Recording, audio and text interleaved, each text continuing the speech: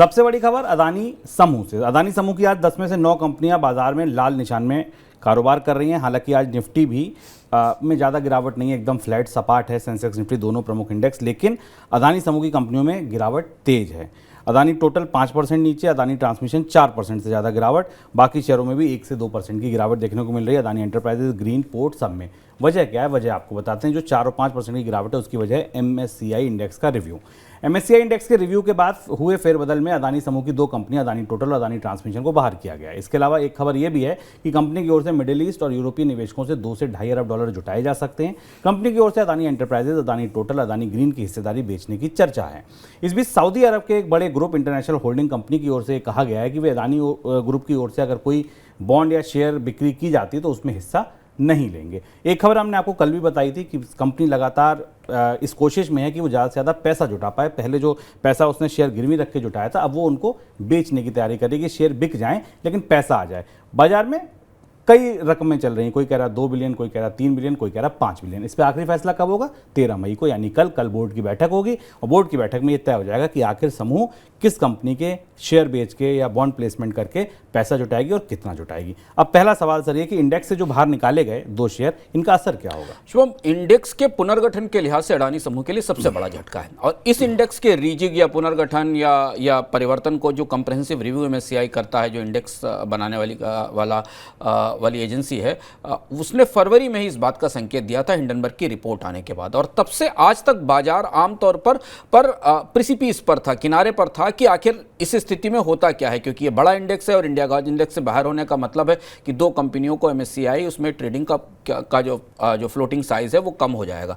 नोवमा की रिपोर्ट बताती है कि अडानी ट्रांसमिशन को लगभग 122 मिलियन का और अडानी टोटल गैस को $84 मिलियन के आसपास का आउटफ्लो झेलना पड़ सकता है और उसकी वजह इंडेक्स से बाहर होने की वजह से आज हमने बाजार में तेज गिरावट देखी।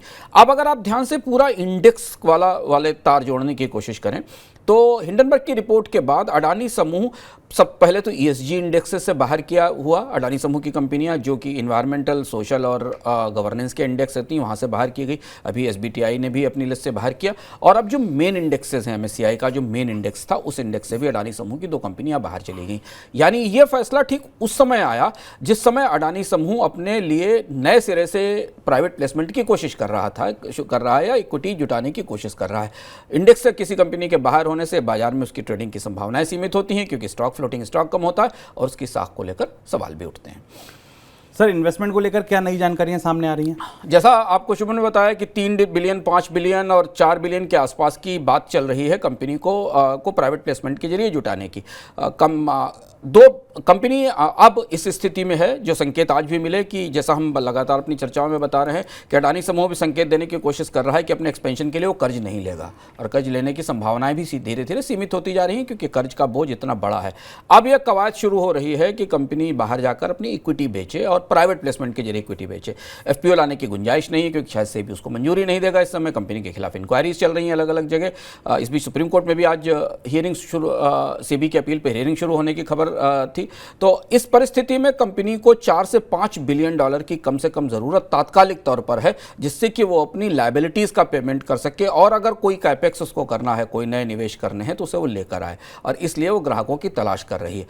अडानी समूह की अगर आप 5-6 महीने पहले की स्थिति देखें तो अडानी समूह के स्टॉक्स का प्राइवेट प्लेसमेंट बहुत आसान होता, कंपनियां उसे खरीदने को तैयार होती। लेकिन अब अडानी समूह के लिए ऐसी स्थिति में जबकि लगातार रेगुलेटर्स भी, इंडेक्स मैनेजर्स भी और बहुत सारी और बैंकर्स भी करीब से निगाह रखे हुए हैं, रेटिंग और साख के सवाल उठ रहे हैं, तब ये कितने डिस्काउंट पर स्टॉक बेचे जाएंगे ये देखने की बात होगी क्योंकि एक बड़ा सेल ऑफ डिस्काउंट पर GQG इन्वेस्टर्स को किया जा चुका है। लेकिन अब कंपनी के पास पैसा जुटाने के लिए, कर्ज चुकाने का पैसा जुटाने के लिए और नई परियोजनाओं में निवेश के लिए इक्विटी बेचने के अलावा कोई बड़ा विकल्प नहीं बचा है और इसलिए कल की बोर्ड की बैठक महत्वपूर्ण होने वाली है जिस समय पता चलेगा कि कंपनी कितनी इक्विटी बेचेगी, कितनी हिस्सेदारी बेचेगी और उस पर मौजूदा कीमतों से पे कितना डिस्काउंट दिया जाएगा। तो आज दोनों खबरें एक साथ टकराई बाजार में, MSCI इंडेक्स की भी और अडानी समूह की तरफ से इक्विटी उठाने की कोशिशों की और उसका असर हमने अडानी समूह को लेकर खराब होते सेंटीमेंट के तौर पर बाजार में देखा। ये भी देखना होगा सर कि कौन सी कंपनियां बेचने के लिए चुनी जाती है, क्योंकि जो कंपनियां चुनी जाएंगी शायद उन्हीं का समूह पर सबसे ज्यादा भरोसा होगा। कंपनियां तो 10 हैं, उनमें से कौन सी 2 या 3 कंपनियां चुनी जाती है जिनका शेयर बेचा जाएगा। हाँ, ये भी देखना होगा क्योंकि अडानी इंटरप्राइजेज ही ऐसी कंपनी है प्रमुख तौर पर जिसकी हिस्सेदारी बेचने की कोशिश अडानी समूह करेगा, क्योंकि उसके साथ उतने इश्यूज नहीं, बाकी कंपनियों को लेकर और भी सारे इश्यूज हैं। तो अडानी इंटरप्राइजेज जो कि फ्लैगशिप कंपनी है उसका एक हिस्सा पहले बिका है, कितना हिस्सा उसका बेचा जाएगा और उनकी वैल्यूएशन क्या होगी ये देखने वाली बात होगी।